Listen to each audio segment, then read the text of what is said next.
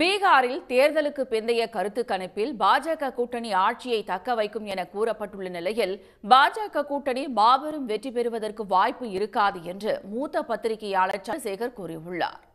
என்னுடைய பார்வையில் இந்த முறையும் இந்த தேர்தல் மிகவும் கடினமாக போட்டியாக தான் பார்க்கிறேன். அதனால் இப்படி ஒரு ஸ்வீப்பிங் விக்டரி என்று இறுதி முடிவுகள் இருக்காது என்று தான் நான் நம்புகிறேன். நிச்சயமாக மக்கள் பிரச்சனைகள், வேலையின்மை,